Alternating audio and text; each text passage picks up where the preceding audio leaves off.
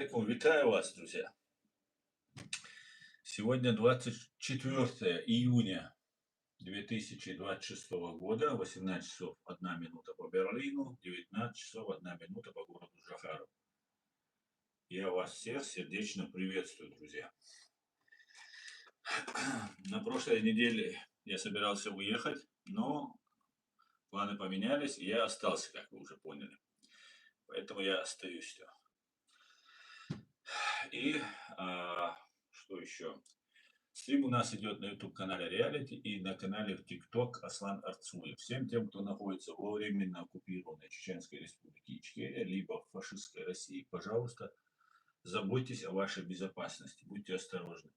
Очень много людей сейчас привлекают за лайки, за комментарии, и очень много людей сейчас отправляют на войну в Украину. Поэтому, пожалуйста, заботьтесь о вашей безопасности, будьте осторожны, друзья. Многие, подавляющее большинство каналов, которые вы видите, которые якобы прочеченские, якобы за нас, на самом деле являются агентами российских спецслужб. Просто заполонили информационное пространство, и таким вот образом они пытаются на нас воздействовать. Поэтому не доверяйте никому. Не доверяйте и мне не доверяйте, никому не доверяйте, нигде не пишите комментарии. Вам никто не будет об этом предупреждать, как это делаем мы. Поэтому, пожалуйста, будьте осторожны, берегите себя. Да, алш большое. Сегодняшний свой стрим я назвал «Россия в огне – это только начало. Следующая Беларусь?» Вопросительный знак. И, соответственно, для чата у меня есть вопрос для YouTube-чата нашего. И вопрос заключается в следующем. Атакует ли Украина Беларусь? Да, нет. Все просто. Также вы можете, друзья, ответить на этот вопрос здесь, в TikTok, в комментариях. Так. Сейчас, одну секунду.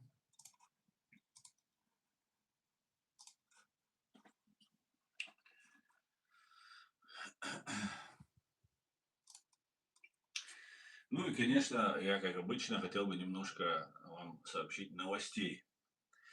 В Германии проходят обыски по делу о попытке диверсии против «Газпром» Германия, подозреваемый гражданин России. Обыски проводятся в жилых и служебных помещениях в Берлине, Франкфурте на Майне.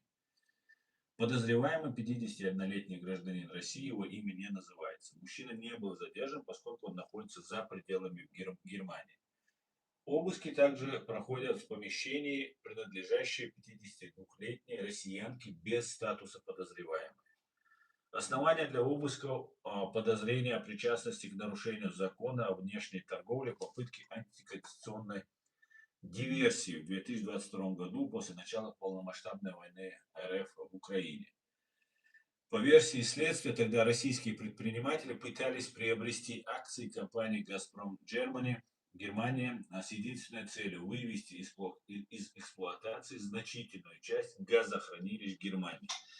Власти ФРГ вмешались в ситуацию и национализировали немецкую дочку «Газпрома», переименовав ее «Securing Energy for Europe» или «Европа». То есть после того, как у них отжали, так скажем, на законных основаниях «Газпром», они вот решили провести теракт, диверсию решили провести. Вот такие вот у нас события происходят. Также важно отметить, что Россия продолжает терроризировать Германию и совершает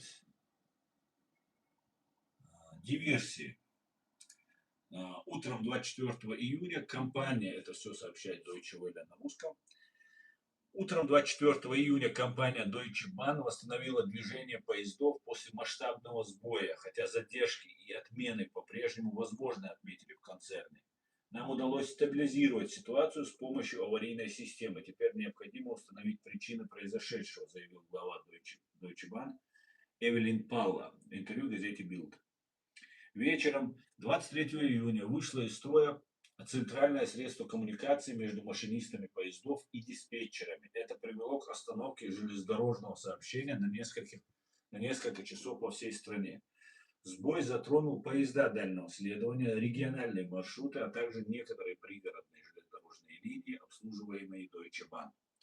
Полностью была остановлена сеть городской электрички S-Bahn в Берлине, а также движение поездов S-Bahn в Штутгарте.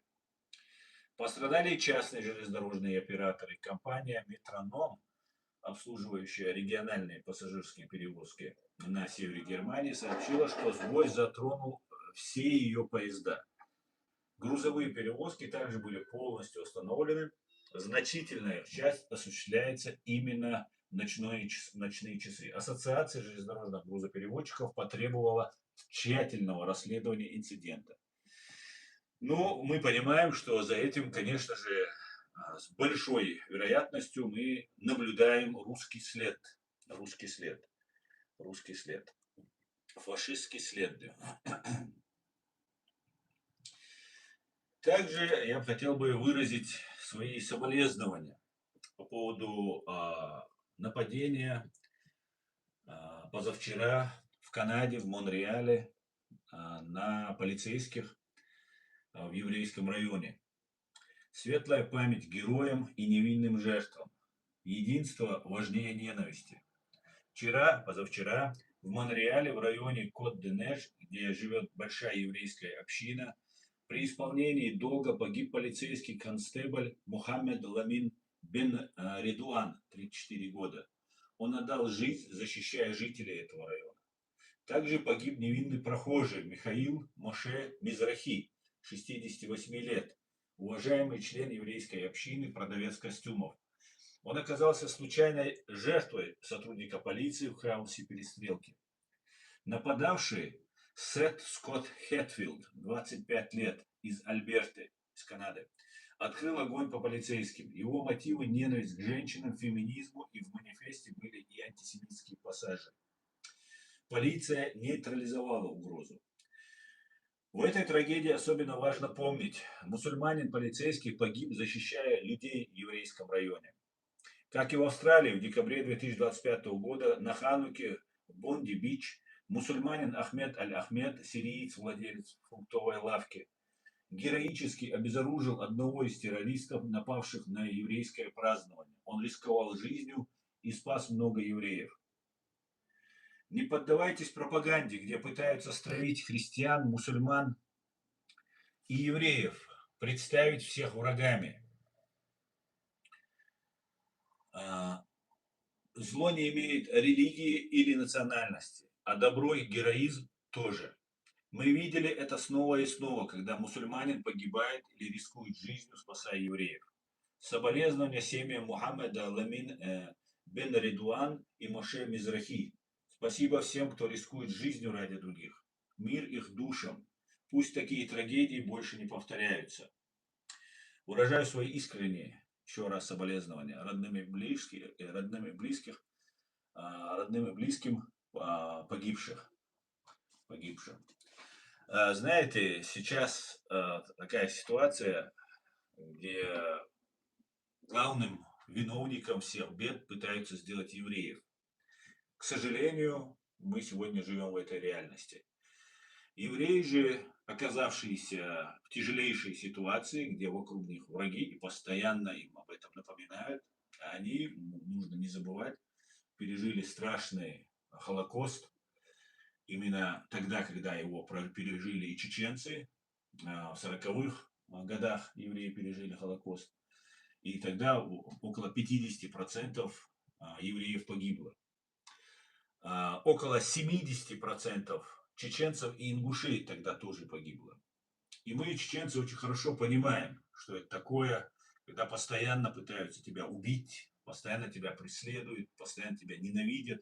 И евреи загнаны в эту ситуацию, и они уже на протяжении 70-80 лет практически и женщины служат, и мужчины, и вся страна, фактически весь еврейский народ превратился в такой военный лагерь.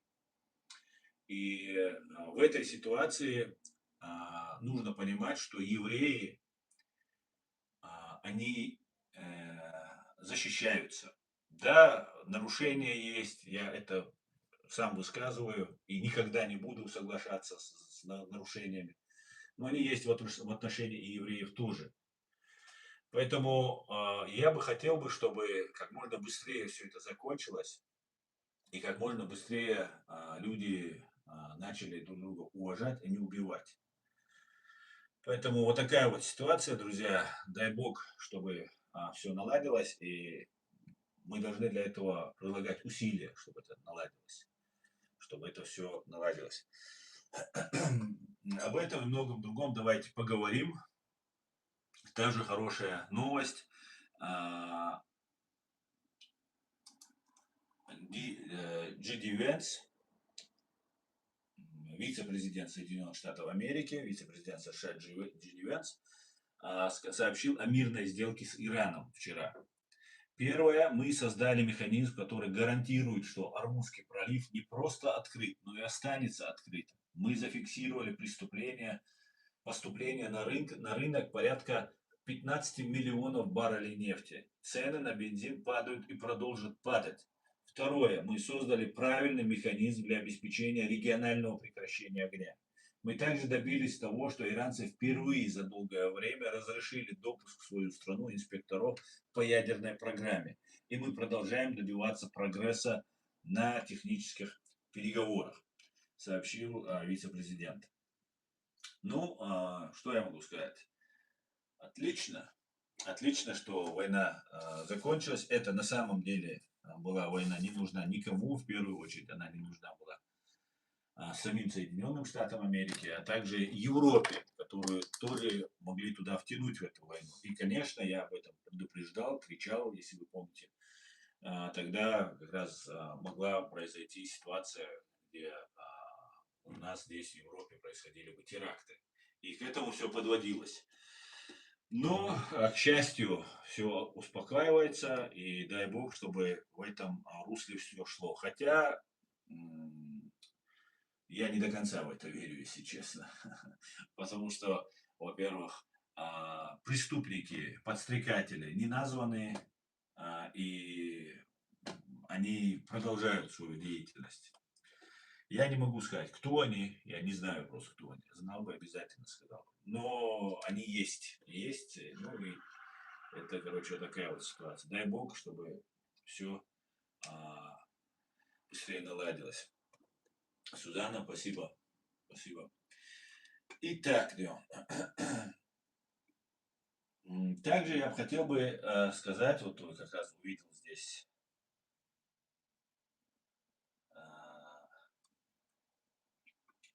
фотографию убитого в Польше.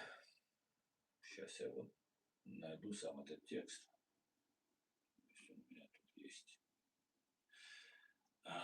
Убит журналист, россиянин, который очень жестко, художник, который очень жестко критиковал фашистскую Россию.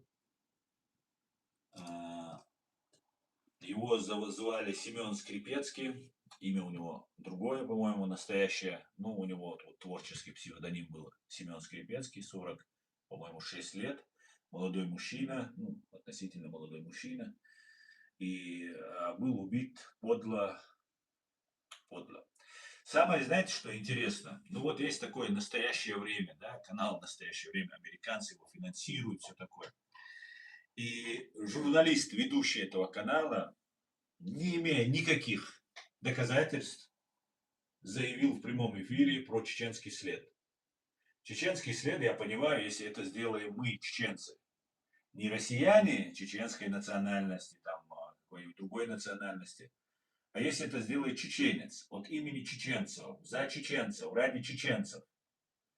Так если, например, приезжает Вадим Красиков, убивает здесь человека, и он оказывается, например, не русским, а каким-нибудь там папуасом, но от России, от Путина действует. Мы же не будем называть Папуа-Новую Гвинею виновной в убийстве, которое совершит Вадим Красиков. Но, опять же, это еще говорит о том, еще там, может быть, есть какая-то связь с россиянами чеченского происхождения, потому что раз этот мерзавец и подонок с настоящего времени такое заявил, не имея никаких, журналист не имеет права так говорить, не имея никаких доказательств на это, ну, уже вбрасывает чеченский след. То есть не русский след, не то, что это Кремль, Россия, правительство Москвы, правительство России заказывает убийство своих критиков, своих оппонентов. А фактически получается, что вот чеченцы вот берут и убивают кого-то, как Кадыров какой-то независимый человек.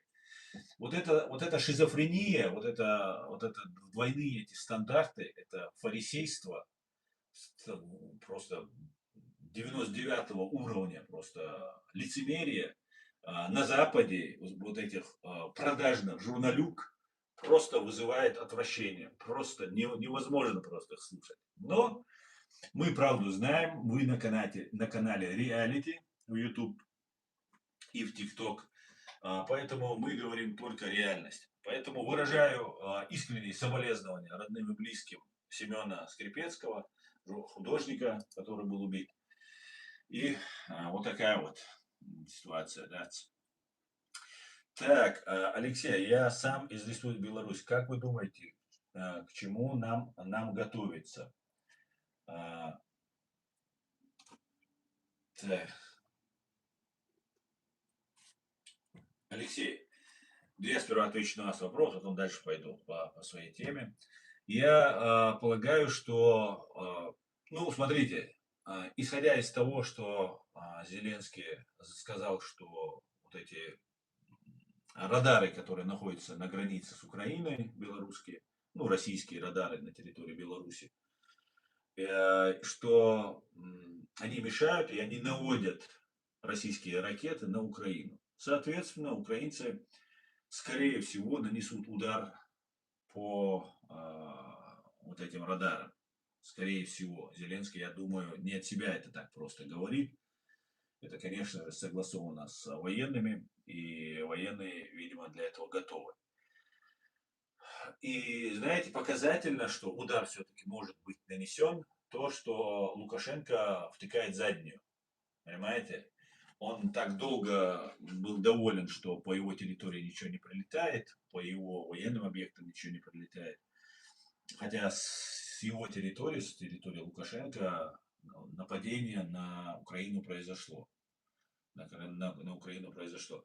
Знаете, когда произошло это нападение, вот вы Беларусь, наверное, да, Алексей, с Республики Расовой Беларусь.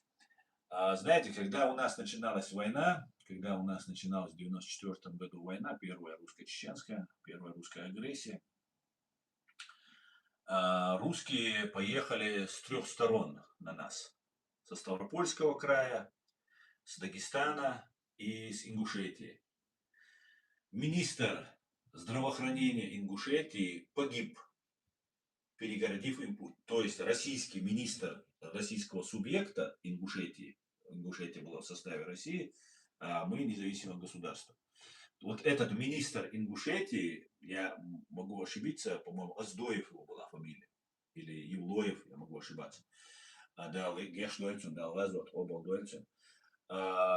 И ингуши свои машины бросали под танки, под БТРы, чтобы не дать проехать их, хоть немножко задержать. То же самое было в Дагестане. Там живут наши чеченцы в Дагестане, в Обуховском районе. Они перекрывали, тоже мешали. Без жертв, правда, обошлось, по крайней мере, не стало так известно. В Ингушетии, по-моему, еще кто-то, кроме этого министра, погиб. Или замминистра он был, или министр. Да, Лазот, Обалдойцев. Это была первая жертва русской агрессии. Со Ставрополя никто не заступался. И у меня, знаете, когда произошло нападение, не слышно мне, пишет Адам, да, звук слабый. Но у меня какие-то проблемы на самом деле, я даже не могу в компьютере войти на свой канал, понимаете? Не то, что могу войти, но не могу кое-что найти там. У меня вообще бред тут. Они у меня на канале живут как у себя дома. Хорошо сейчас, отлично. И когда произошло вот это нападение на Украину, первое, что мне пришло в голову, мне пришел вот этот министр, ингушский министр, который, ингушский народ, который пришел. Это наши братья. Почему белорусы не заступились? Почему сейчас белорусы? Я понимаю, репрессии преследуют и так далее, но это же ваши братья. Народ должен выйти, не просто какие-то там бойцы. Да, бойцы, они в Украине, кто уже сейчас уже давно воюет, белорусские бойцы воюют на стороне Украины. Народ должен выйти. Понимаете? Народ должен это все перекрывать, показывать хотя бы.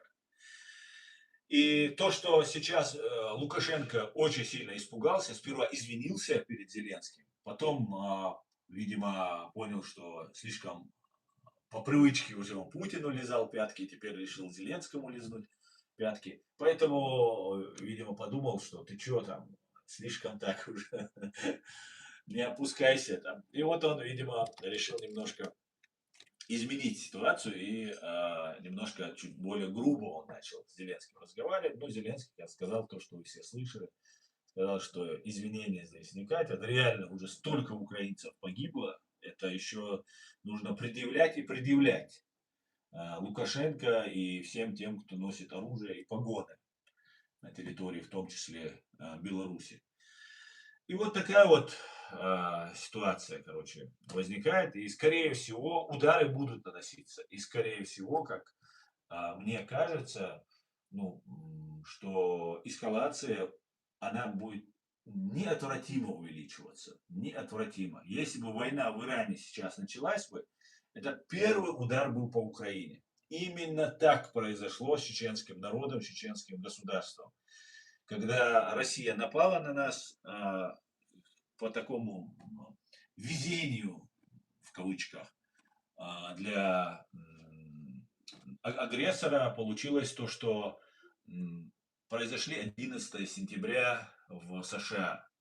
А Россия нас, мусульман, готовила к тому, чтобы нас представить, она знала, что будет 11 сентября, их пропаганда уже получила установку, и они постоянно накручивали чеченские террористы, исламисты. Мы никакие не исламисты, мы обычные люди, абсолютно обычные, демократические. Мы первая демократия на земле.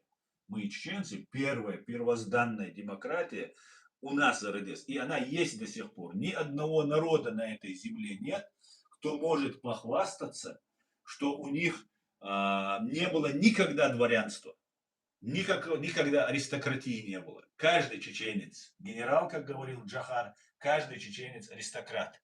И король, и царь, понимаете? И нас вот представили исламистами-террористами, и вот таким вот образом наша борьба была превращена просто в борьбу с международным терроризмом. Конечно, на Западе многие понимали это. Не то, чтобы там политики понимали, население понимало, спецслужбы понимали. Но им как бы не до этого. Они люди служивые, им надо звездочки делать себе на погоны, да, и на пенсию пораньше уйти. Им хочется, да. Поэтому вот такая вот ситуация с нами произошла. И сейчас я вижу такое же отношение к украинцам, украинских националистов. Вот сейчас события с Польшей. Я, например, вот честно, я не хочу ругать Зеленского, и я неоднократно говорю, что не буду его ругать. Хотя, если бы не этот президент, то война бы уже давно пошла другим путем. И украинский народ уже выстоял бы, на мой взгляд. Я, конечно, могу ошибаться. И сейчас идет какое-то нападение на украинских националистов. И причем, если бы это было бы сейчас в Польше, какой-то там значок, там орден там вернули, не додали, передали там, и так далее. Ну, что случилось и случилось, да, вот мы все видим новости. И ничего не можем себе в голове представить, в общем. А я вам представлю картину, которая уже давно идет в отношении украинских националистов. То есть я их, националист, я вкладываю, как и в мусульманин, я вкладываю хороший смысл. Также я в националист. Никаких нацистов, фашистов я в этот смысл не вкладываю. Но как и мусульман, нас, чеченцев, сделали радикалами, исламистами, крайними формы нас представили. Мы такими никогда не были и не будем. Но точно так же украинцев пытаются, украинских националистов пытаются представить. И постоянно я пытаюсь докричаться, достучаться до украинцев. Я думаю, меня слышат. В том смысле, что пытаются представить вот злом таким, вот самое большое зло. И потом борьба будет с вот этими националистами, нацистами и так далее. То есть украинский народ, который сейчас сражается, из них будет выделена группа, как выделена там ваххабистская группа среди чеченцев, и потом все говорят, ну все беды от них. Сами чеченцы начали говорить. Ну, потому что мы все поняли, что да, реально это беды идут, потому что вот нас такими представили. И хотят довести и общественность, как в Украине, и в первую очередь на Западе, что украинские националисты это самая главная такая беда для всего мира. Вот если бы не они бы, там Путин там договорился бы, Зеленский договорился бы, еще кто-то договорился. 25 августа 2025 года на День независимости Украины, я не буду забывать повторять, потому что никто это в Украине не повторяет. Про россиян я молчу. Россияне, они просто зашуганы до смерти. Они за 5 миллионов идут людей убивать. Ну, погибать точнее сами. Потому что 5 миллионов живым им не платят. Если, например, исходить вот из этой ситуации, то получается, что 25 августа 25 года, 2025 года, Алексей Титов, офицер ФСБ, нес маленький газовый баллон, начиненный взрывчаткой, для установки его в центральном детском магазине города Москва. И сам подорвался. При нем было обнаружено удостоверение ФСБ и разобранный кнопочный телефон, который террористы используют для детонации самодельного взрывного устройства. То есть в центральном детском магазине за неделю до 1 сентября офицер ФСБ самоподорвался, ему оторвали руки, ноги, по-моему, обе ноги или обе руки ему оторвало. И вот с ним произошло то, что с ним произошло. И это было сделано именно на День независимости Украины. Затем произошло, через 3 дня буквально, произошло нападение в Миннеаполисе. Именно так русские действовали. Они совершали теракт на территории своей фашистской России, затем они совершали теракт в Америке, в Европе и еще где-то, например, 11 сентября. И потом говорили, ну смотрите, у нас общая беда, на нас вот террористы нападают. И украинские националисты, еще раз напоминаю, будьте очень осторожны с вот этими исламскими радикалистами, радикалами, исламскими радикалами. 90% из них это управляемые люди.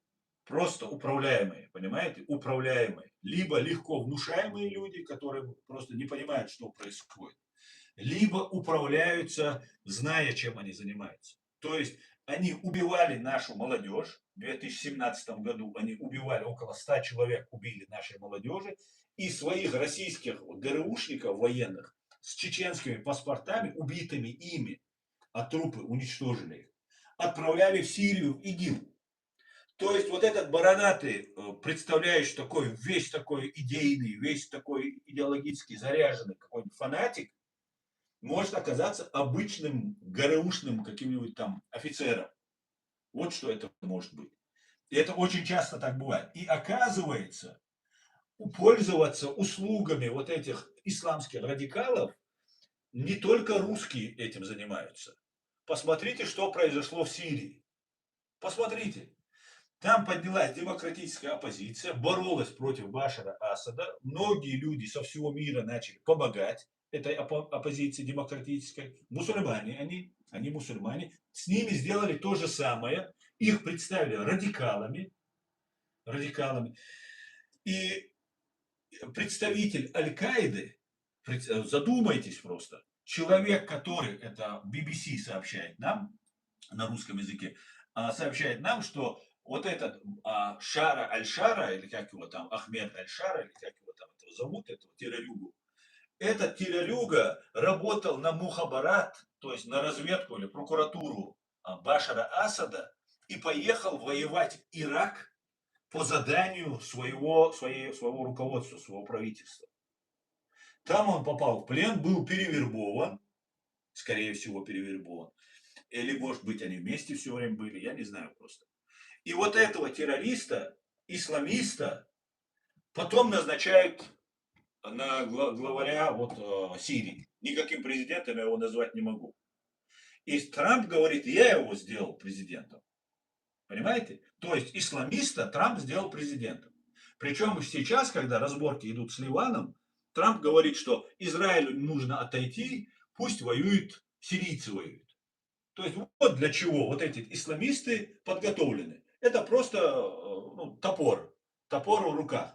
И вот у тебя в голове происходит замыкание просто. Понимаете? А где здесь тогда?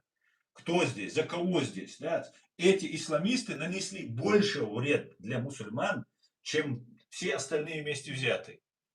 Понимаете? Поэтому я не верю, что они мусульмане. Но я руководство имею в виду. Полезные идиоты или полезные там товарищи, которые искренне во что-то верят, там примыкают к ним, это отдельная история. Я про руководство. Руководство, которое управляется, которое финансируется, управляется и так далее.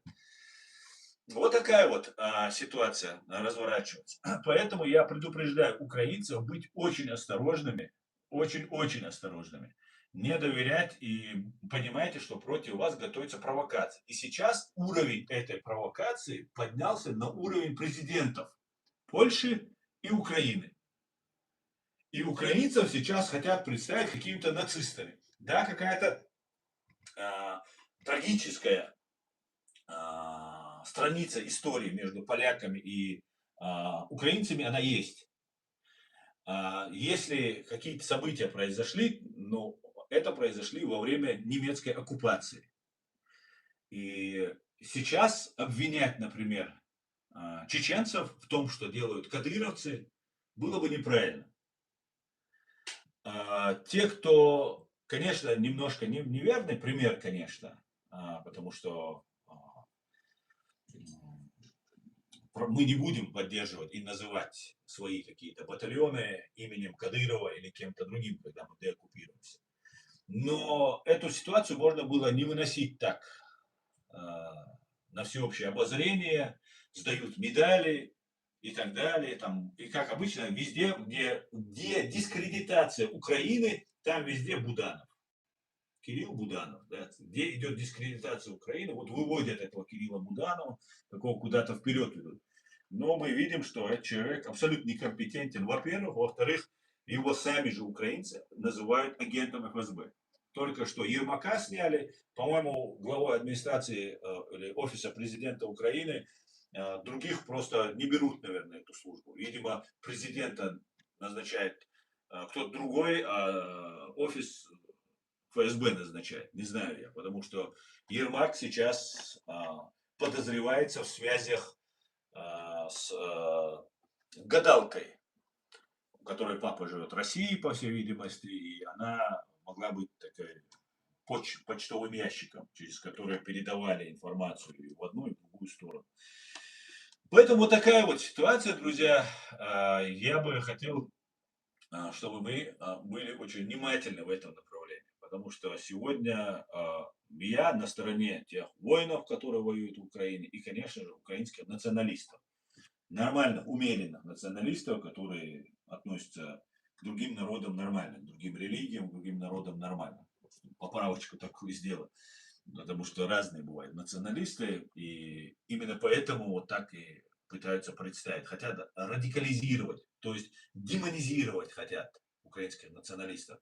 И украинцы должны в этом направлении работать. Именно в этом направлении. Я давно об этом говорю, и нужно об этом не забывать. Хотят дискредитировать украинцев, потому что главное препятствие для захвата Украины — это украинские националисты, украинские патриоты. Как-то так.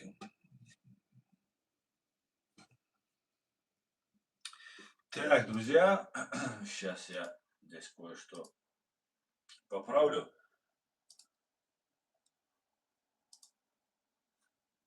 Если получится сейчас, конечно. Ну, просто нету моего стрима. Вот я не знаю, как это объясняется. Просто нету стрима. Просто его нету. Так,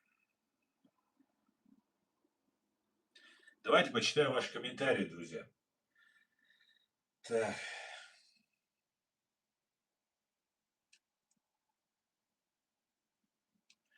Государство Чеченская Республика Ичкерия восстановит свою независимость. Слава силам беспилотных систем Украины, Литва. Кертукас, героям слава! Героям слава! Да, обязательно. Мы деоккупируемся и обязательно восстановим свое государство, государственность, свою независимость. Совершенно верно. Спасибо вам за поддержку.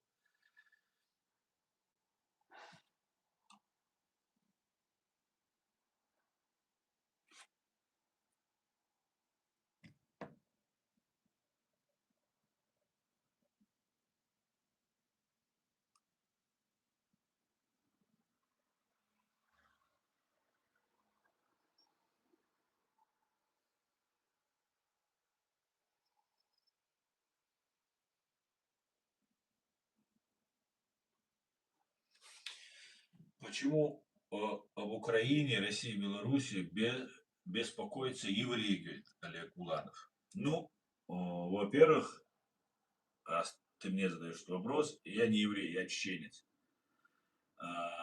Во-вторых, все нормальные люди беспокоятся об Украине.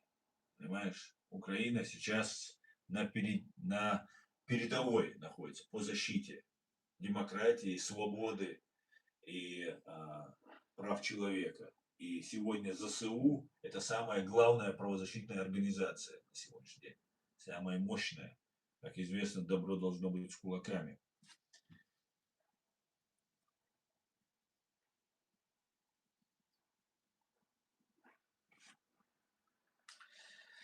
Вот мне тут Кавказ пишет. Обвесив фон флагами стран, которые уничтожают, убивают мусульман, и еще говоришь, что ты мусульманин. Ты не являешься, говорит, подхолопным. Подхолопным. То есть, когда уничтожался чеченский народ, вот эти подхолопные, называющие себя мусульманами, они помогали нас уничтожать. Понимаете? Они помогали нас уничтожать.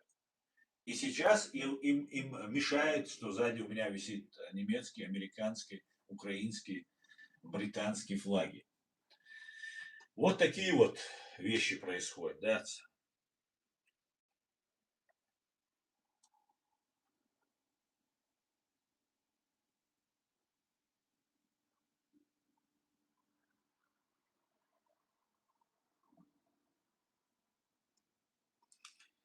Так, мне тут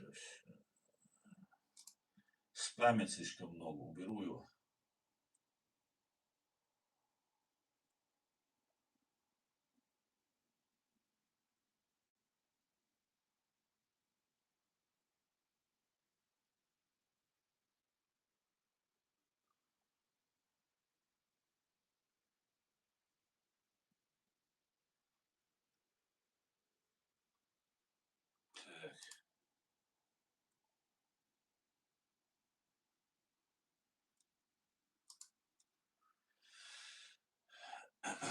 Никогда не так.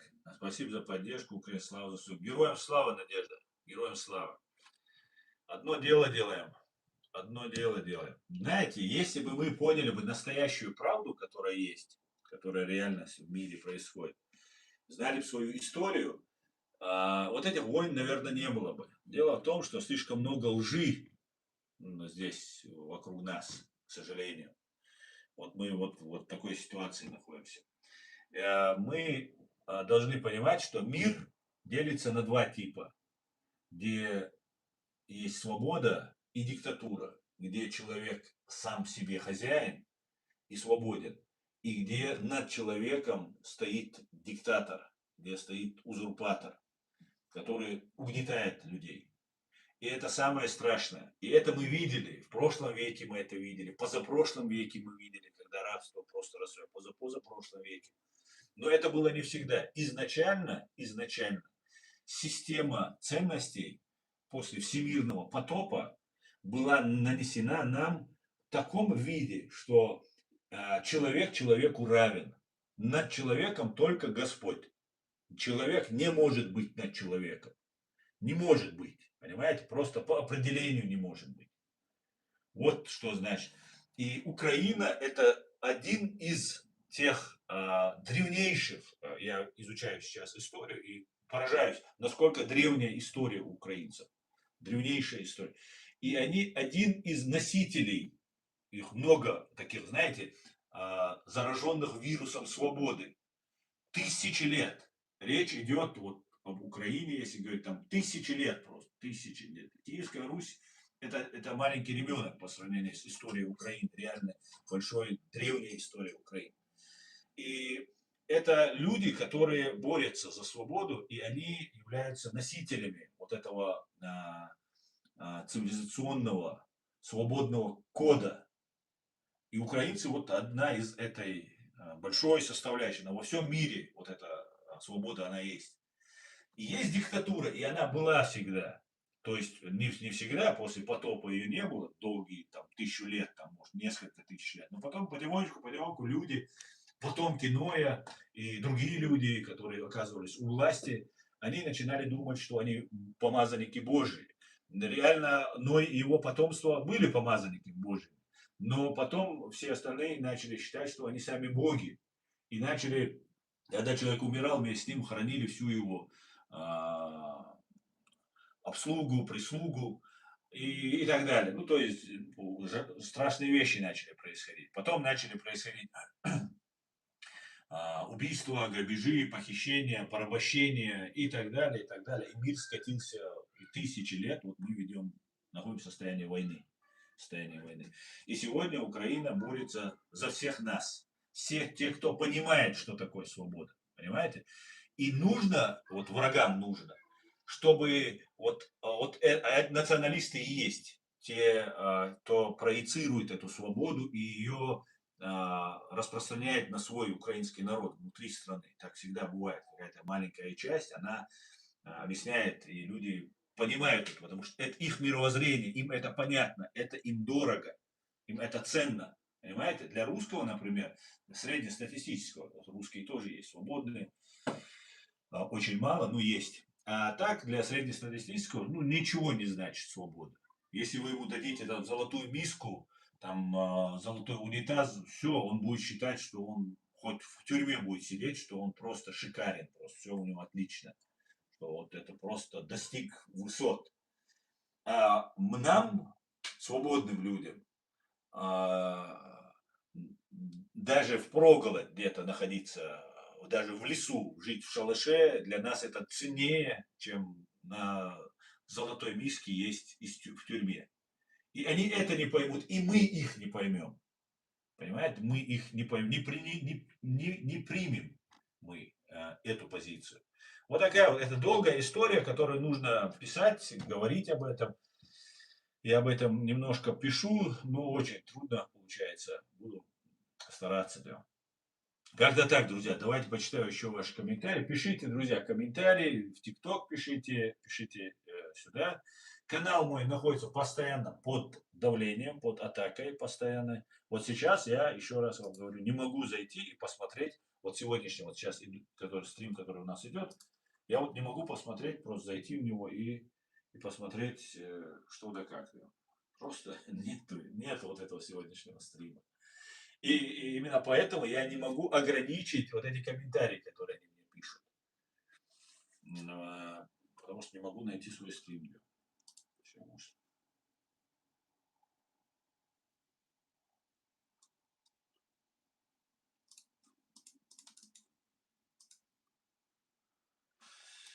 Как-то так, друзья. Ладно, не получается так.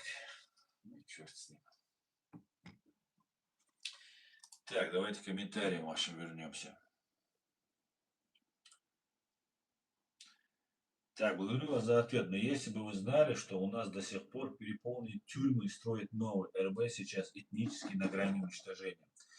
Алексей, спасибо за эту информацию. Да, вы правы, да, репрессии есть, и они очень такие массовые, и тюрьмы переполнены. Реально, я об этом тоже читал. Знаю, что очень много сидят людей, и люди запуганы. И когда начиналась война в 1994 году против нас, это очень важное замечание, которое вы сейчас сделали, тогда была свобода. Какая не то, что свобода, какая-то гласность была. И вот этот ингушский министр, он был назначен на эту должность уже при свободной Ингушетии. Она входила в состав России, но она была свободна, по крайней мере, свобода слова была, как минимум. Да, спасибо за это замечание, вы правы. Да, верно, что московитов СМИ слишком много грязной лжи, которая зомбирует людей.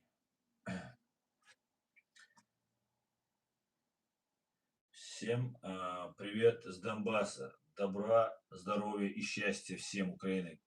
Спасибо, приветствую, Кинетик Кверти. Спасибо.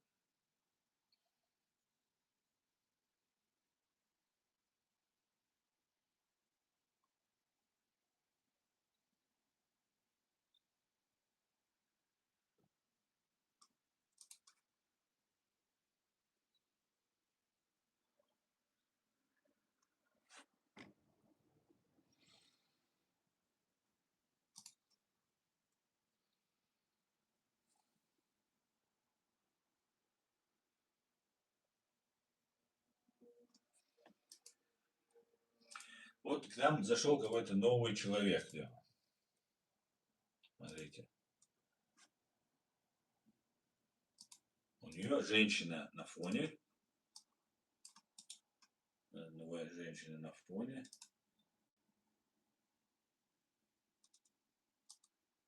И у нее арабская вязь здесь стоит.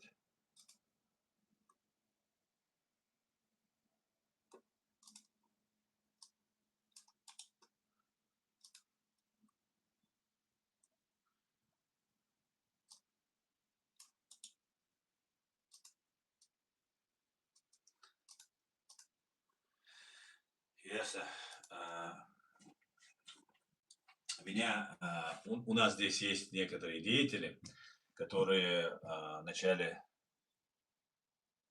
представлялись как бы с борцами там, с Россией там, и так далее, и так далее, и потом плавно перекатились в свою истинную цель, задачу, которую, видимо, перед ними поставили. И они борются теперь с мусульманами, со всеми мусульманами. Просто чушь несут, абсолютно ахинею несут. Абсолютно безграмотную, абсолютно безграмотную. Люди вообще даже не понимают, о чем иногда они говорят. Главное, вот громко заявить, громко сказать.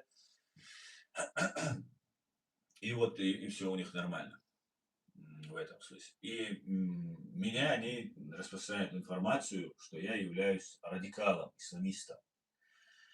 И это так складывается в канву российских спецслужб, что просто явно так палятся, да. Но должны мы понимать, что это такая сейчас создается такая ситуация, где с одной стороны создаются атеисты, с другой стороны создаются ваххабисты. Ну, не то, что они ваххабисты, но они как будто ваххабисты. Это тоже российский проект. Вот эти ваххабисты, которых эти ругают, и эти тоже. И там есть полезные товарищи, которые думают, что они сперва доводят людей до состояния, когда вот этот радикальный исламизм просто уже вот здесь по горло сидит, и в этот момент появляются люди и говорят, вот, во всем виноваты они во всем виноваты. Хотя они прекрасно понимают, что за этим стоит Кремль. И они сами это говорят. Но почему-то, понимая это, они начинают говорить то же самое. Говорить, что вот они виноваты. Причем Россия так между делом упоминается. Собираются все из Чечни, там у них там люди там внутри сидят, там здесь в Европе КГБшники, все эти стукачи, там у них собираются. И сидят, разговаривают. И люди, которые реально устали от этой исламистской пропаганды, они думают, о, елки-палки, но какие-то люди, которые вещи говорят, знаете, когда у тебя происходит отторжение, нам также ваххабизм забивали в голову. Правда, вот с этими атеистами они просчитались, они думают, что они какое-то будущее имеют. Они настолько просчитались, их ведут, их обманывают. И они посчитали, что они будут какими-то там лидерами общественного мнения среди чеченского общества. Нет, конечно, никаким лидером они не будут, они на поколение себя просто заморали этим, да, что в самое трудное время, вместо того, чтобы бороться с фашистской Россией, они сидят ерундой, сплетнями занимаются фактически. Сидят здоровые взрослые мужики, сидят ерундой, сплетнями занимаются. Да. И вот эта ситуация, она сейчас как у нас представляет, что кто не за этих атеистов, тот автоматически радикал. Ну, такое даже самому там отпетому нацисту в Европе не придет в голову, то, что вот эти чуваки говорят. И им кажется, что если они будут лизать пятки и очернять мусульман, весь свой народ, то есть 99%, 95% чеченцев мусульмане, Коран, пророка, всех людей, они думают, что они таким образом завоюют доверие здесь. И им это рассказывают, видимо, что вот мы вас профинансируем, мы вас поддержим, нам так интересно. Я знаю просто, как они это делают. Они связываются, мы хотим вас поддержать, у вас такая хорошая идея, вы так все правильно, вы такой великий. Это все мне просто говорили уже, 1000 раз они это говорили. И вот оно, некоторые падки на это, они ведутся на это, да, эти, там есть специальные. Причем эти деятели, они вчерашние ваххабиты. Вот эти атеисты сегодняшние, ваххабиты это. Понимаете, вот в чем парадокс просто. Причем эти ваххабиты, которые были командирами каких-то групп, так называемые амиры, ну, по крайней мере, они так говорят. По какому-то странному стечению обстоятельств они спокойно выехали и находятся здесь, в Европе. А их товарищи уже давно в земле лежат, в сырой. Понимаете? Каким-то странным образом это получается. Ни денег с ним не брали, ни как-то родственники их не отмазывали. А вот просто взяли и вот повезло людям. Вот везучего. Был амиром террористов, командиром ваххабистов, там, как там они, русские нас называли. А потом здесь, в Европе, ты стал резко атеистом. Интересное просто изменение просто. Да? И они думают, что вот таким образом они завоевывают доверие. Некоторые, что вот они здесь не завоевывают. Здесь атеистов полно. И ни на кого впечатления не произведут. Но разделить чеченцев они могут. Не разделить не в смысле разделить, что вот сейчас чеченцы станут за них. Просто вот таким вот образом, и с другой стороны, вот вахабня, ну, вахабистское вот это движение идет, да, которые тоже есть. Их там, вот, например, Кавказ-центр один есть деятель, который очень много людей здесь Европы собрал и отправил в Сирию. Сам живет припеваючи, у него все нормально. Другой есть там, Пригожину присягнул, тоже там он хочет быть в составе России, за место Кадырова там хочет быть при власти. Ну и все понятно, что эти люди как бы работают против чеченского народа, не за чеченский народ. Но они представляются ваххабитами. И атеисты, вчерашние ваххабиты, которые по какому-то странному стечению обстоятельств чудом выехали сюда, и у них все нормально, их никто не репрессирует, их не убивает и так далее, они дальше здесь своей какой-то деятельностью занимаются, они между собой начинают враждовать. То есть атеисты фейковые против, ну они не фейковые, атеистам нельзя, наверное, быть фейковым, и фейковые ваххабисты. Они между собой русский исламский терроризм, короче, и вот русский атеизм, короче. Они между собой враждовать начинают. И дошло до того, что вот эта ГБшная вахабня говорит, что надо оставить Ичкерию, первое, не Ичкерия, нужно убивать их. Понимаете? Я сразу вспомнил, как Магомед Даудов позвонил Тумсу Абдурахманову, который Магомед Даудов убил там много людей, но никогда прямо об этом не заявлял, под камеру, под запись, публично. А тут он говорит, я тебе кровную месть объявляю, Тумсу Абдурахманову. Понимаете? И у того все нормально пошло. О, там сам Магомед Даудов, который там столько людей убил, угрожает.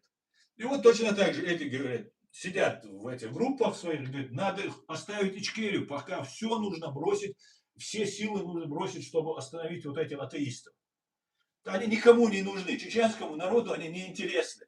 Понимаете? Абсолютно. Чеченцы просто смотрят, удивляются. Да, некоторые вещи там очень можно интересные там послушать, там проанализировать, да, как люди думают, посмотреть, к чему они идут и так далее. Но по факту они никакой угрозы для чеченского народа не представляют. Потому что, ну, атеист и атеист, ну и что? Это его дело. Может, потом вернется в ислам, может быть, в христианство вернется, может, в иудаизм подастся, не знаю. Но пока атеист, а завтра поменяется, человек меняется и так далее. И нас хотят представить, что с одной стороны здесь вахабня, с другой стороны атеисты. То есть нас, нормальных чеченцев, как будто здесь нету. А почему у нас так они делают? Потому что мы все молчим, чеченцы. Понимаете? Мы молчим. Потому что нас дома пытают, нашего родственника убивают и так далее. Мы вынуждены молчать. И вот они запускают вот эти разные проекты. И вот появляется такая матрица, где с одной стороны атеисты, с другой стороны вахабня, который грозится, причем грозятся не с Европы, а какой-то аноним в группе у них там сидит и говорит, надо убивать, там, 100% не в Европе, 100% там на Русне сидит. И вот эта вахабня, которая служила России на протяжении вот всех этих десятилетий, которые прошли, 20-30 лет, и вот эти, которые с этой стороны, начинают враждовать. И потом, может, даже убьют какого-нибудь вот этого атеиста, чтобы ажиотаж, без крови это как-то у них не клеится. Обязательно нужно кого-то убить, чтобы кровь была. Это чистая такая метод российских спецслужб. И чтобы придать этому значение. И потом все европейские спецслужбы будут защищать атеистов. Их ведь убили только что, или там хотели убить, даже, может, не убьют. Если убьют, то убьют полезного идиота. Если же покушение сделают и выяснится такое, знаете, дешевое какое-то покушение, то получится как с Тупсу Абдурахмановым, когда ему молотком по голове якобы настучали и так далее. Да? Короче говоря, и нас сейчас вот пытаются вот так противопоставить. И для чего это делается? А делается для того, чтобы на территории Кавказа там создать исламистское гетто, исламское государство. Это проект Кечкин, это главарь банды УФСБ в оккупированной Ичкерии. Дмитрий Кечкин такой есть, главарь банды УФСБ. И который подозревается мной лично, есть на это веские основания, в теракте в Бостоне в 2014-2015 году, 2013 году, извиняюсь. Ну, и вот такая вот ситуация разворачивается. И хотят объединить исламские вот эти республики для того, чтобы из этого сделать исламское гетто такое. Но оно, конечно, не будет там преподноситься как гетто. Это будет супер исламское государство, супер мусульмане, вот смотрите, какие мечети понастроили и так далее, и так далее, и так далее. Но по факту это делается для того, чтобы исключить чеченский народ из предстоящего формирования новой архитектуры безопасности. А она формируется уже. Понимаете? Вот для чего делается. Сейчас нас будут представлять исламистами, каратистами, террористами, с этой стороны атеистами там, и остальными какими-то агностиками, еще кем-то, которые враждуют себе. И все в Европе, оказывается, либо вахабня, либо атеистня. Вот что получается. А мы простые мусульмане, мы простые чеченцы. Мы ни туда, ни к радикалам, ни к этим радикалам, ни к этим радикалам отношения не имеем. Это оба радикалы. Атеисты эти радикалы сидят, потому что другой не несут. Ну, вот, кроме чуши, просто сплетни сидят, просто абсолютно некомпетентные люди о чем-то просто чушь несут. И с другой стороны запатентованные враги чеченского народа, которых с кучами отправляли при помощи, конечно, российских спецслужб, они были исполнителями в Сирию, наша чеченская молодежь, которые огромное количество пострадали, погибли и так далее, и так далее. Вот какой сценарий они нам готовят. Как-то так, друзья.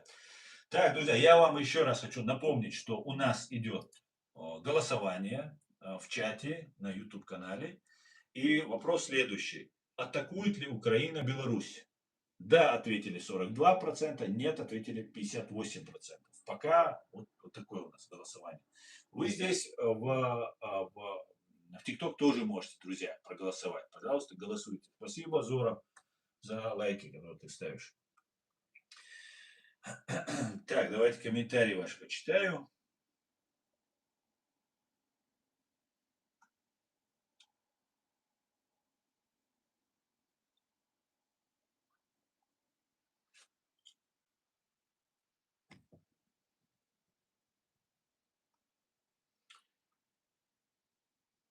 Чубайс говорил, что российская армия возрождается на чеченской крови. Да, говорил такое. И спокойно выехал. Его отправили.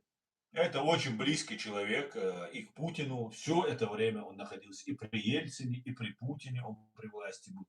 Очень большими деньгами там управлял и абсолютно ни за что не отвечал. Просто ему бюджет на бюджете сидел, бабки получал и абсолютно миллиарды просто долларов управлял этими деньгами, воровал их 100%. И вот, да, такой есть чувак, есть он. И здесь спокойно на Западе живет, в Израиле живет, уехал в Израиль, поменял паспорт, там Путин говорит, а я думаю, Путин по согласованию, Путин говорит, якобы он убежал туда-сюда, я думаю, по согласованию, все, давай, выезжай, для тебя это небезопасно, у Путина там есть охрана, он будет там еще защищаться, а для Чубайса небезопасно, тебя какие-нибудь военные грохнут, поэтому его отправили, видимо, для безопасности. И Путин делает вид, а я убежден в этом, что это игра всего лишь. Потом, где он говорит, что ой, он там поехал, фамилию поменял, имя, зачем это делать туда-сюда, там, на Мойшу какого-то там, по-моему, и Мойша имя произносилось.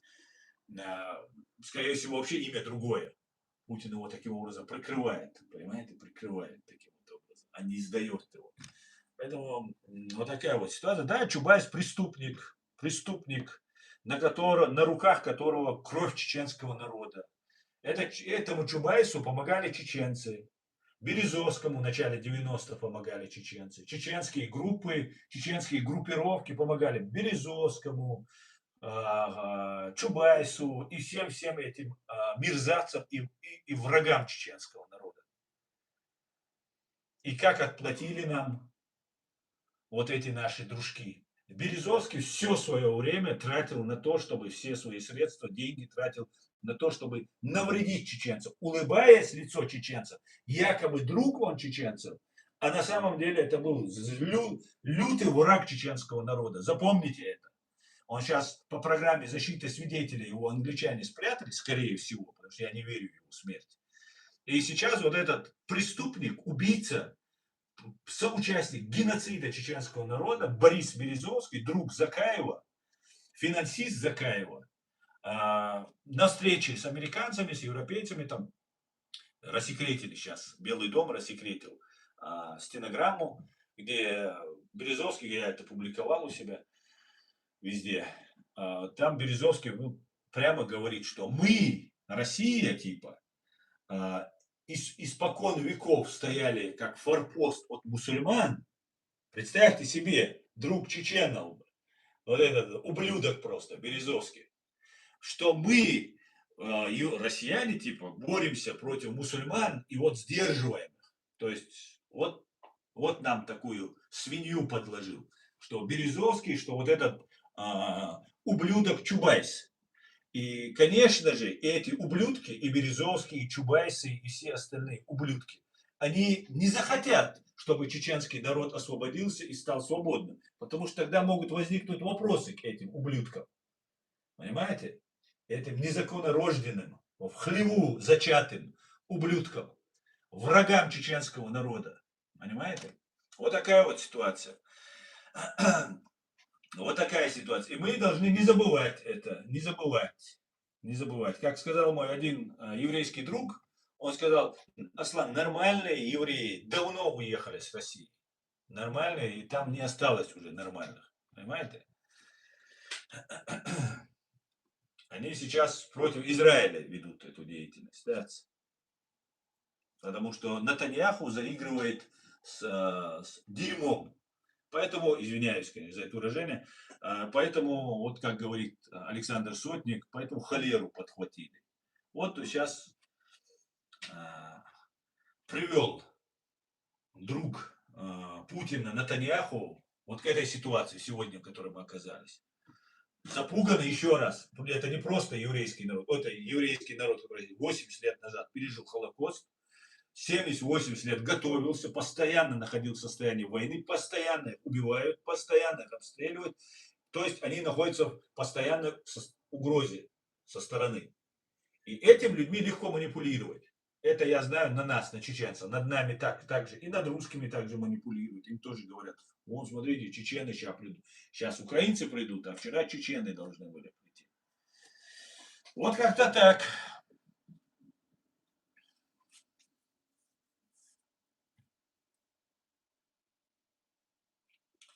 Так, давайте комментарии ваши почитаю, друзья.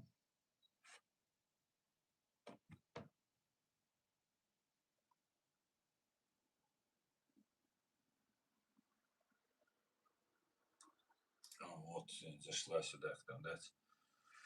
Сразу было понятно, вот с этой арабской вязью зашла девица. Я почему вам начал рассказывать историю про вот этих атеистов и ваххабистов, которые меня пытаются, то одни меня к атеистам пристегивают, российские эти ваххабисты меня к атеистам пристегивают, а российские атеисты меня пристегивают к ваххабистам. Короче говоря, вот они не могут определиться. Главное, чтобы побольше на меня грязи, мусора на меня свалить, лжи на меня, и все остальное устраивает. Да. Ну, вот такая вот. Они любят фантазировать. Там один есть среди атеистов, один деятель. Он просто с таким умным видом фантазирует. Вначале меня это немножко злило. Как это так, вот так выдумывает человек. А потом я думаю, может, просто это клиника, просто человек идиот. Может, поэтому с этим связано. Просто он так лепит, да. А поэтому, ну ничего, бывает. Да. И вот когда дамочка зашла, у нее арабская вязь, украинский флаг, девушка в военной форме, украинка, как бы. Вот я сейчас зашел на ее канал, посмотрел. И в итоге канал зарегистрирован 11 июня 26 года, кстати говоря. Вот она зашла, арабская вязь, она все правильно говорит, какие украинцы хорошие, какие россияне плохие, там мы, чеченцы, всем покажем, хотя, по всей видимости, она не чеченка. И потом плавно переходит на антисемитизм. На антисемитизм на моих каналах, как и чеченофобия, как и украинофобия, как любая форма ксенофобии и фашизма, исламофобия здесь запрещена. В этом гостинице, как в том фильме говорилось, в этом гостинице я начальник. Поэтому я здесь запрещаю вам материться, ругаться и любую форму ксенофобии и фашизма здесь распространять. Поэтому баны, чтобы вы понимали. Да? И она перешла на евреев, начала гнать. Я ее забанил. Так, ассаламу алейкум. Алейкум ассалам, гражданчики. Машволь. А у тебя кто-нибудь погиб или умер от голода во время войны, говорит Константин Сазонов. Константин Сазонов, во вторую русско-чеченскую войну у меня умерла бабушка. У нее была проблема, видимо, с сердцем. Она молчала, потому что с одного населенного пункта поехать в другой населенный пункт, в больницу, к врачу. Это было смертельно опасно. Ваши ублюдки расстреливали все машины, которые ехали и так далее. И она очень боялась за своих детей. И, видимо, она терпела, терпела, и она умерла. В 63, по-моему, года, в 62 года. Умерла от остановки сердца. Просто легла спать и не проснулась. Это единственный человек, который у меня погиб в этой войне. У меня лично, меня в этой русско-чеченских войнах, ну, меня, наверное, меньше всего коснулось. Я об этом уже говорил. Наверное, может, еще кого-то. Я имею в виду с нашей стороны. Не тех, кто за пророссийские, а вот с нашей стороны. Я меньше всех пострадал, наверное. Непосредственно никто не погиб. Непосредственно никто с оружием в руках. Из близких, я имею в виду. Из друзей, родственников, дальних родственников есть погибшие. А из близких никого. Ну, я тебе могу сказать, что была еще одна война, когда вы всех наших мужчин отправили на фронт, как сейчас вы сейчас пытаетесь отправить их и отправляете в Украину, так вы отправили во Второй мировой войне сюда против нацистов. А всех наших женщин, детей, стариков депортировали. То есть уничтожили под видом депортации. Убили 70%. Евреев погибло 50% от нацистских фашистов. А от русских нацистов погибло 70% чеченцев и ингушей. Так, на секунду. Понимаешь? И для меня нету разницы, мой это или не мой. Понимаешь? Мой родной это или не мой. Мой народ, родной чеченский народ. Валейк салам, Авидин. Валейк салам.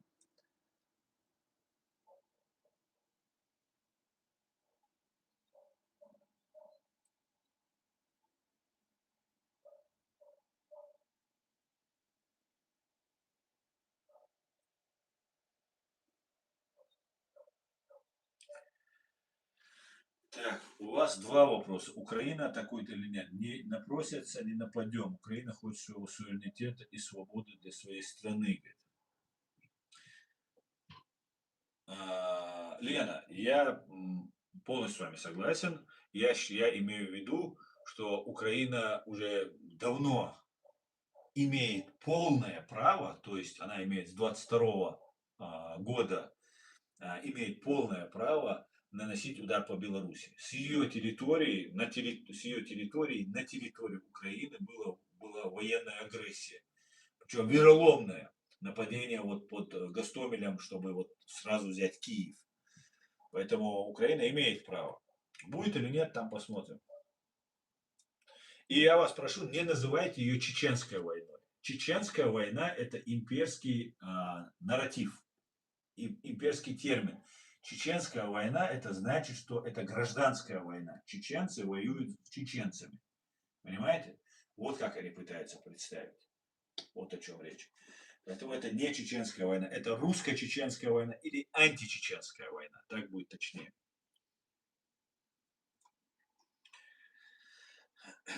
Согласна, но не хочется втягивать Беларусь. Ну, что значит не хочется? Конечно, не хочется. А что делать, если со стороны Беларуси идет нападение? По Москве бьют, по оккупированной Ичкерии бьют. Ну, не по людям же бьют, по гражданским. Я, например, не против, чтобы Украина била по территории оккупированной Ичкерии, где находится, только по военным базам. Строго, только, и украинцы так и действуют, по идее. И в Москве они не бьют, они сбиваются сами дроны, и вот эти дроны уже обломки падают, и так погибают мирные. Украинцы только бьют по военным объектам, по военным целям. И честь и хвала, это нужно признавать и всегда это подчеркивать нужно. Это очень важно. Мы этот урок уже усвоили, чеченцы. Это очень важно, потому что враг делает так, чтобы представить украинцев нарушителями, преступниками там, и так далее, нацистами, фашистами и так далее. Поэтому это очень важно. Поэтому, а так, да, уже пора, давно пора, да, с батькой разобраться, да.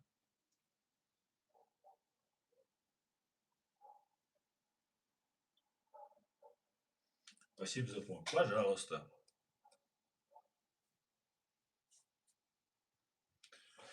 Так, друзья, вы мне здесь пишите в ТикТок или только смотрите? Кате, спасибо за лайки, комментарии. Не увидел. Так, вот такие вот дела, друзья.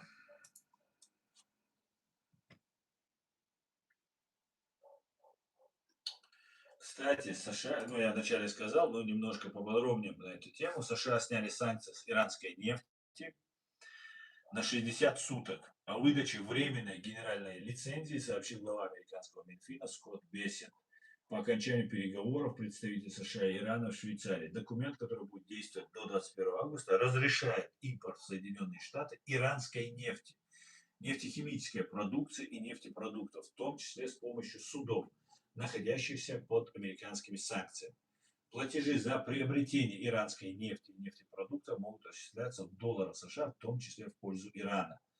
Правительства страны или других лиц, подпадающих под санкции. В то же время лицензия не распространяется на операции с участием лиц из Северной Кореи, обратите внимание, Кубы и оккупированных Россией территории Украины, а также не отменяет других действующих ограничений. Ну, с Россией нет, только оккупированные территории. По словам Бессента, Иран обязался обеспечить свободный и открытый транзит через Армузский пролив и пустить в страну инспекторов МАГАТЭ. Между тем, опубликованным по итогам первого раунда переговоров совместном заявлении стран-посредников Катара и Пакистана, прямо о таких обязательствах не сказано.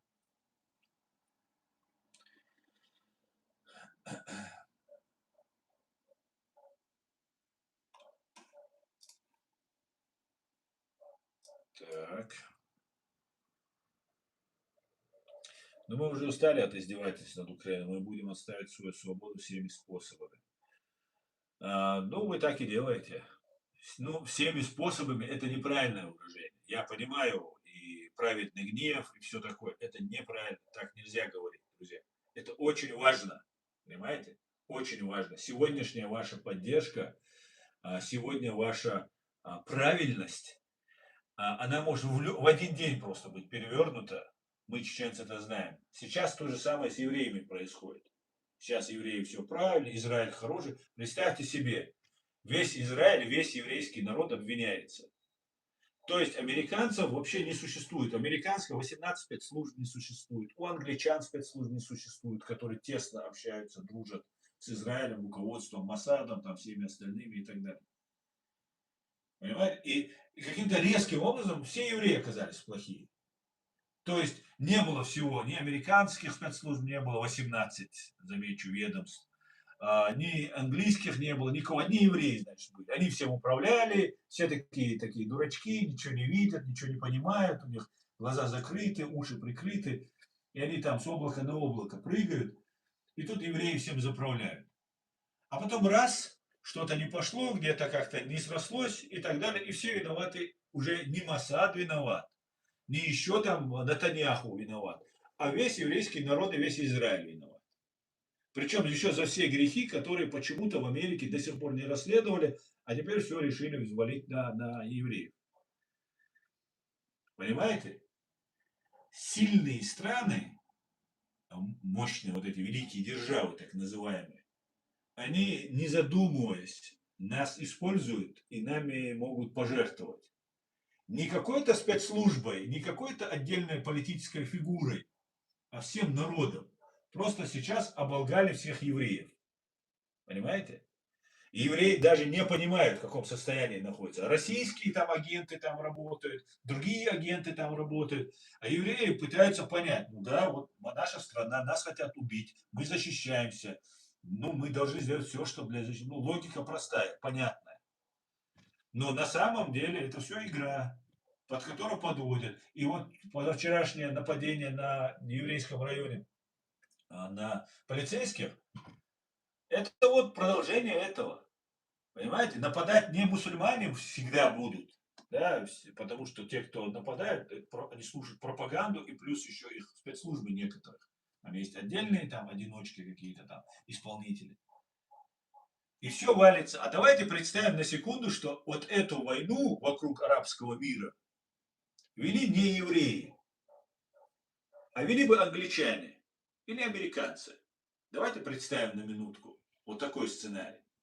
Что вот всех склонять, отбирать у Советского Союза и переманивать на сторону Британии, там, США, занимались бы сами американцы и сами занимались бы англичане. Что бы было бы? А были бы протесты в Америке. Постоянно было бы протесты. Ведь Иран не выиграл войну. Иран в пух и прах проиграл. По всем просто по пунктам проиграл. Да, он попытался там схватить там вот этот залив, вот этот пролив и перекрыть его. И все, а американцы могут и атомную бомбу в конце концов сбросить. Но если они сбросят, они станут плохими. А вот если делать евреи, ну так это же евреи во всем виноваты. Так же удобно. Вот задумайтесь просто над этой постановкой. Не было никаких американских 18 спецслужб, не было никаких английских спецслужб. Между прочим, про британские спецслужбы мы вообще не слышим. Мы слышим Моссад, Моссад, Моссад. А Моссад это инструмент, на мой взгляд. Да, мощный, профессиональный, обученный, опытный. Но это инструмент. Если они принимали бы решение в пользу Израиля, это было бы по-другому, как мы видим. А мы слышим, что во всем виноваты евреи. Все об этом, представьте себе. Турецкие друзья, американские, английские друзья, все говорят, вот евреи, евреи, плохие евреи.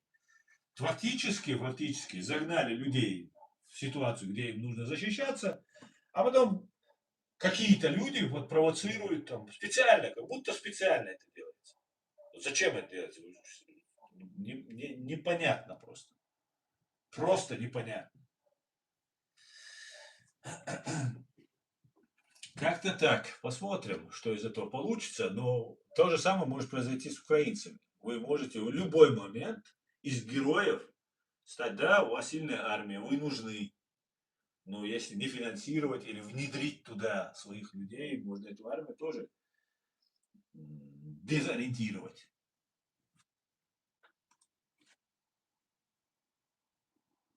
Вот тогда бы ругали бы не евреев, а американцев бы. Тогда бы воевать не смогли бы американцы нормально, потому что постоянно митинги были бы. Тогда мы не могли бы еще что-то бы. И для всех Америка была бы плохой. А тут Америка во всем белом, в шляпе, все нормально. А, это евреи. Так это ж, они же, оказывается, христиан не любят. Оказывается, там они Иисуса не признают. Ой, какая новость. А как они могут признавать Иисуса, если они иудеи? Если они признают Иисуса, то они уже христиане. Это мусульмане признают и Моисея, и Иисуса, и Мухаммада. Благословит их всех Всевышний.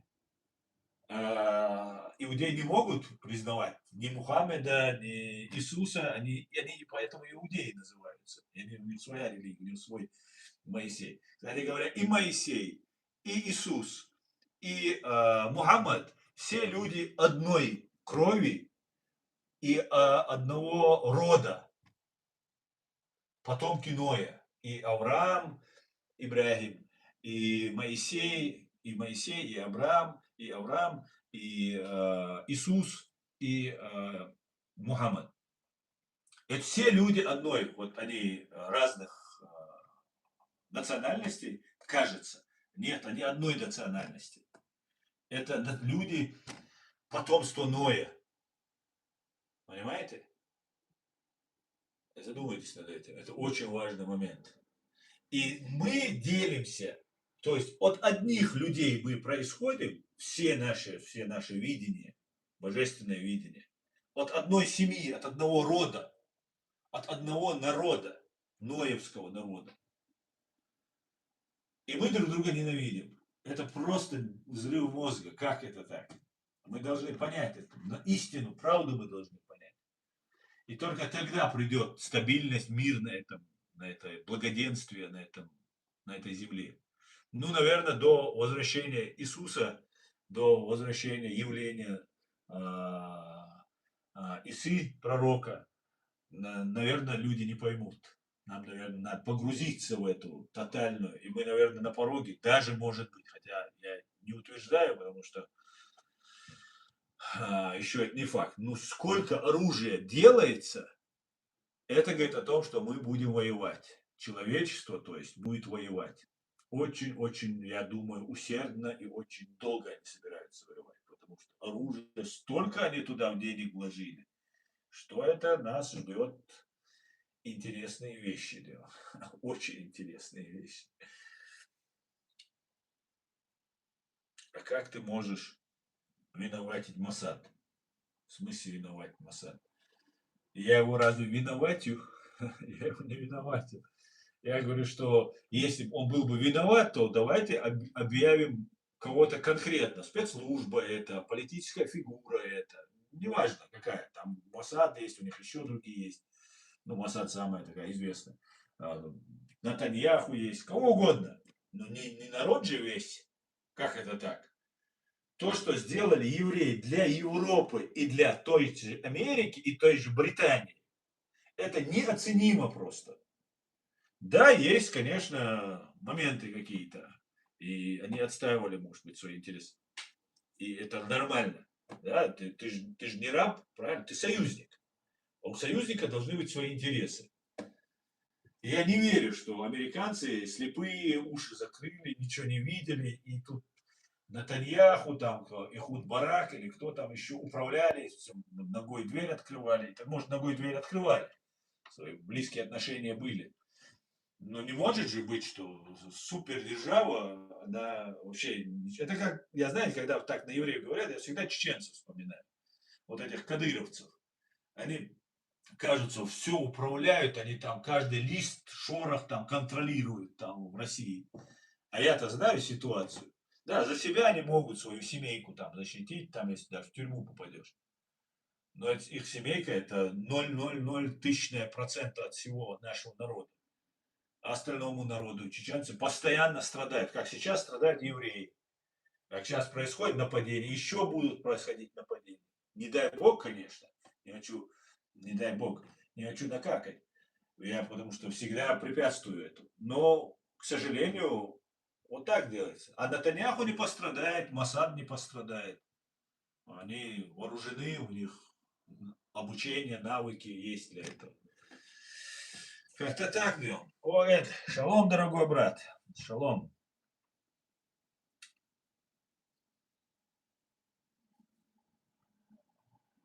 Стабильность в мире будет, если ядерка на Лондон и Вашингтон упадет, говорит Слава Никонов.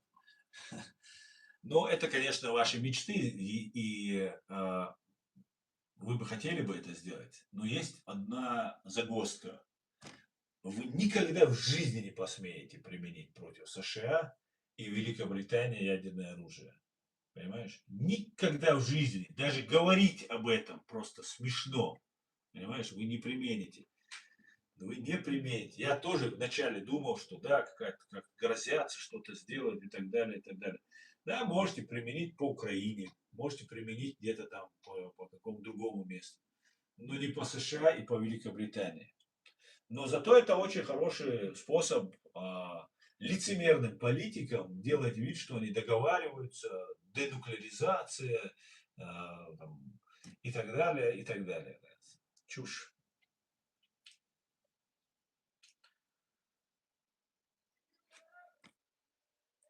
Европа экспансию проводила всю историю, а Америка зарабатывала на войнах. Ну, Слава Никонов, смотри, здесь я с тобой, в принципе, Европа, конечно, большая, не согласен по тому, что ты говоришь, вся Европа, но согласен с тем, что да, это Европа всегда воевала, как и США, как и Великобритания, все время, но как и Россия тоже, понимаешь? Но Европа, она большая. Здесь, например, какая-нибудь там Словения, она так ну, не воевала, как мы знаем, да, потому что сами находились. А так, да, воевали, конечно, все империи воевали, все страны воюют, к сожалению. Вот в таком вот мире мы живем. Но самая грязная, самая аморальная, беспринципная империя на этой земле, это, конечно же, ваша любимая фашистская Россия. Это факт, от которого тоже не скрыться, да.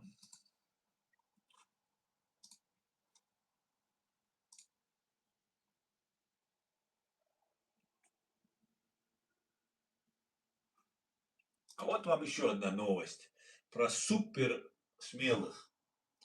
Беларусь с 22 июня выключила ретрансляторы, которые Россия использовала для ударов шахедами по Украине. Об этом сообщил президент Украины Владимир Зеленский, опираясь на доклад главкома ВСУ Александра Сырского. По словам президента, он не знает, демонтированы ли ретрансляторы или нет. Факт, что ретрансляторы на сегодняшний день не работают, цитирует Зеленского РБК Украины. 19 июня Зеленский выдвинул ультиматум правителю Белоруссии Александру Лукашенко. Украинский лидер потребовал убрать в приграничных районах Беларуси ретрансляторы, иначе Украина сделает это сама. Ряд немецких экспертов в беседе с Deutsche Welle отмечали, что Украина может атаковать Беларусь в любой момент. Вот вам и ответ. Это раз. А во-вторых, вот смотрите, правитель Беларуси называют Александр Лукашенко. А почему Путина президентом называют? Просто я не понимаю вот этих лицемеров, да, вот этих реал-политиков, да, как вот достали. А потом они самые честные, самые правозащитные, самые демократические.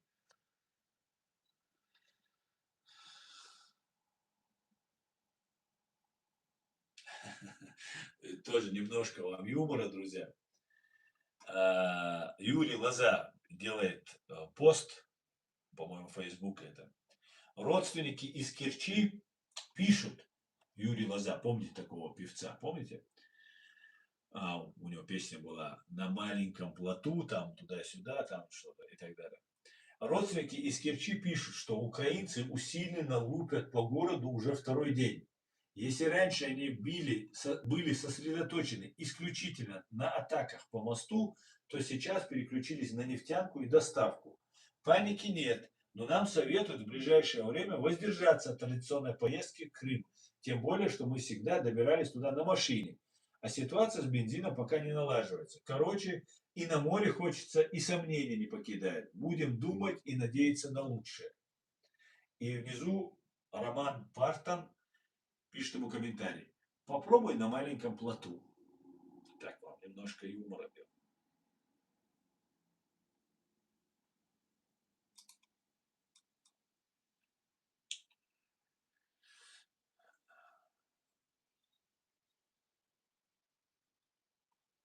Тоже по Deutsche Bahn, тоже это железная дорога в Германии. Масштабный железнодорожный сбой в Германии, еще одна подробность. Что известно? Накануне вечером масштабный сбой в цифровой системе радиосвязи GSM-R вызвал массовые задержки и отмены, затронув все поезда ФРГ. В ночь на 24 июня представители Deutsche Bahn уведомили органы безопасности, что инцидент не связан с диверсией или кибератакой, а вызван внутренними техническими неполадками, передает Der Spiegel. Благодаря системе связи GSM-R машинисты могут обращаться к диспетчерам и центрам управления железнодорожным движением. GSM-R опирается на стандарт связи 2G, разработанный еще в 90-х годах. Масштабный сбой, вероятно, был связан с обновлением программного обеспечения, которое обычно происходит ночью. Немецкие политики раскритиковали Deutsche Bahn и призвали ускорить модернизацию устаревших систем. Случившийся минувшей ночью сбой демонстрирует, что железнодорожные системы действительно устарели и подвержены сбоям, заявил председатель комитета Бундестага по вопросам транспорта Тарик Аль-Вазир из партии «Зеленые». МВД Германии в связи с инцидентом отметили, что Deutsche Bahn преподнесли свои уязвимости на блюдечке. На смену GSM-R должна прийти новая международная система связи для железнодорожного транспорта, известная как FRMS-C, работающая на стандарте 5G. Deutsche Bahn планирует, что это произойдет к 2035 году. Ну, короче говоря, вот такая вот статья, такое вот объяснение. В принципе, допустимая такая версия. Но все равно у меня осадок на Руснюде он остается, потому что я думаю, они могли это говорить, что паники не было, сказать. Но официальная версия такая. Все, значит, будем придерживаться ее. Но осадок, как говорится, остался. Так,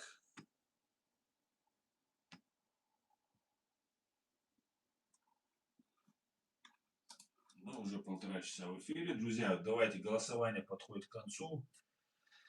Можете голосовать. У нас вопрос состоит: атакует ли Украина Беларусь? Да, ответили 35, нет, ответили 65. Но исходя из того, что я вам сейчас прочитал, то, что Сырский сказал, что белорусы отключили ретрансляторы, это говорит о том, что удара может не быть по Беларуси. Посмотрим.